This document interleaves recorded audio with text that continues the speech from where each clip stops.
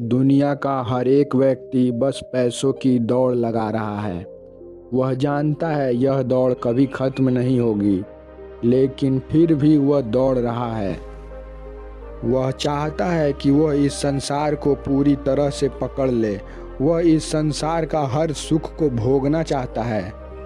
गुरु नानक देव की आज के इस कहानी में हम लोग इस जीवन के सबसे बड़ी सच्चाई को जानेंगे और जानेंगे 99% लोग अपने जीवन में एक ही गलती कर रहे हैं और वो जानते हैं कि उनकी गलती क्या है, फिर भी वो वही गलती करते करते मर जाते हैं। इससे पहले आप इस कहानी में खो जाओ, इस चैनल को सब्सक्राइब जरूर कर लें।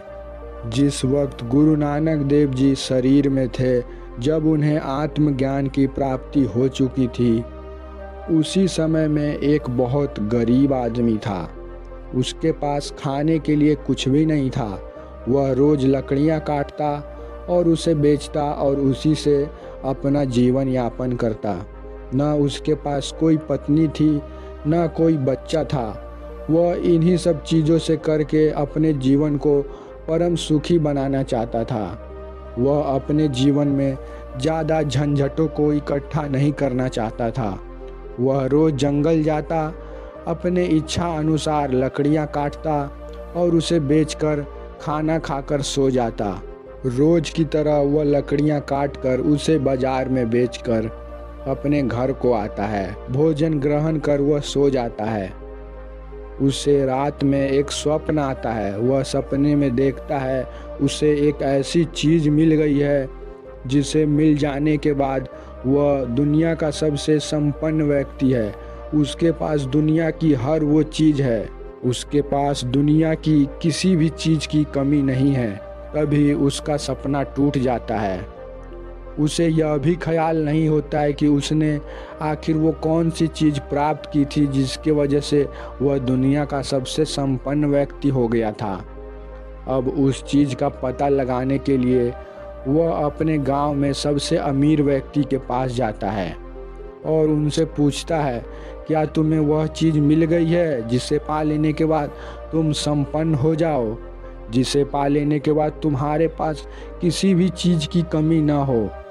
वह अमीर व्यक्ति कहता है, नहीं, मुझे तो अभी और अमीर बनना है। मेरे जीवन में अभी बहुत सी चीज़ों की कमी है। मेरा घर अभी थोड़ा सा छोटा है, मुझे और भी बड़ा घर बनाना है। वह लकड़हारा सोचता है शायद इसे वो चीज़ नहीं मिली है।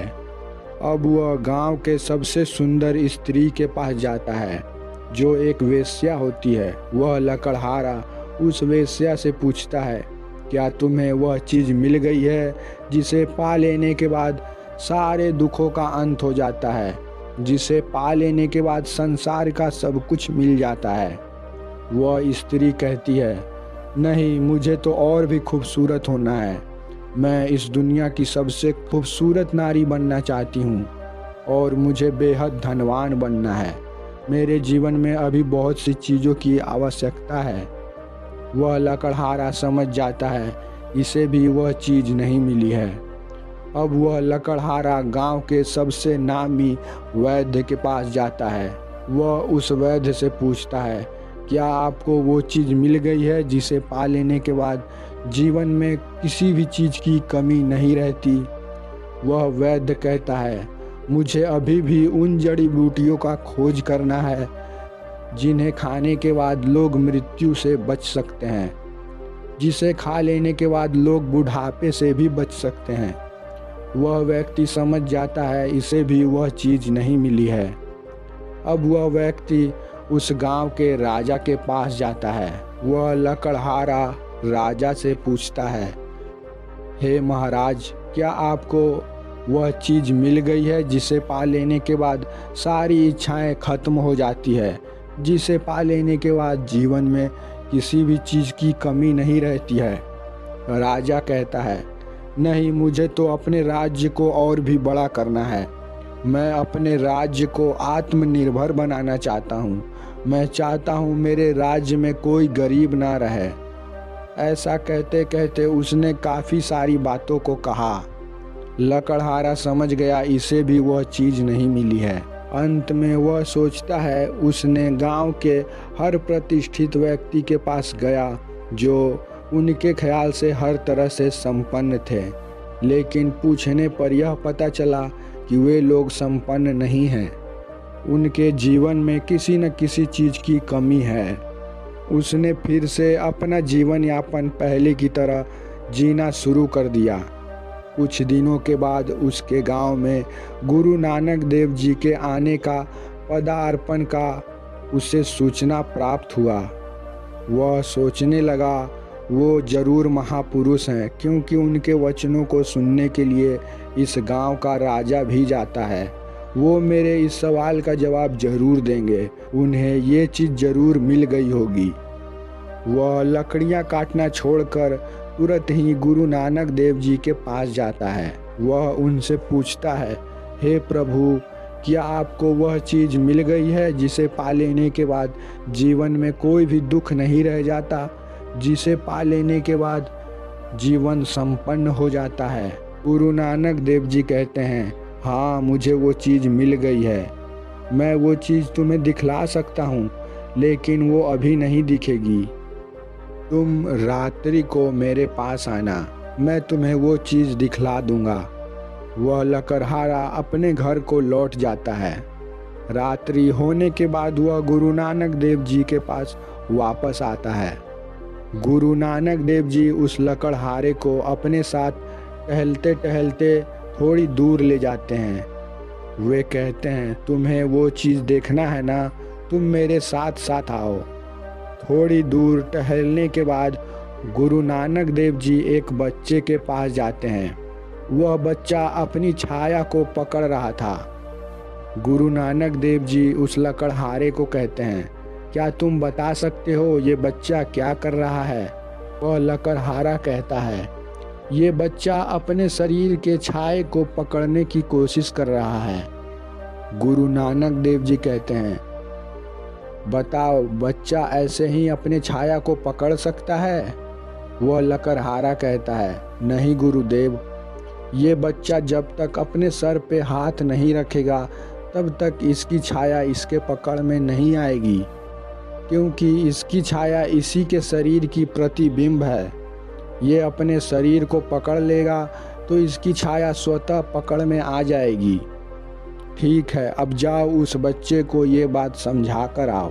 वह लकड़हारा जाता है और उस बच्चे के दोनों हाथों को पकड़कर उसके सर पे रख देता है।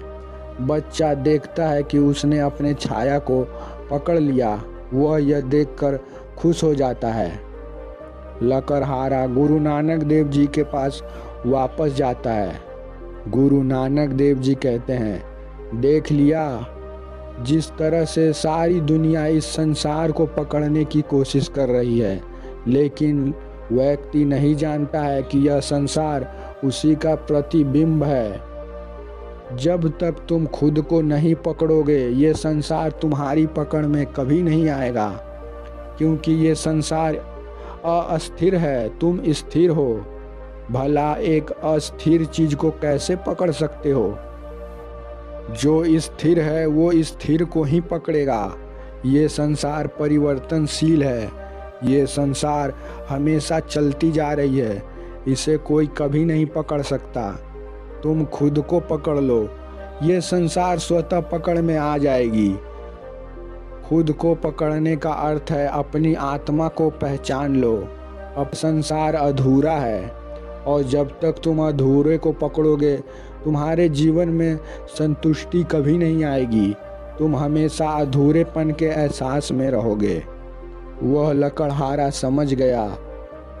उसने गुरु नानक देव की चरण शरण को अपनाया, गुरु नानक देव के बताए हुए रास्ते पे चला।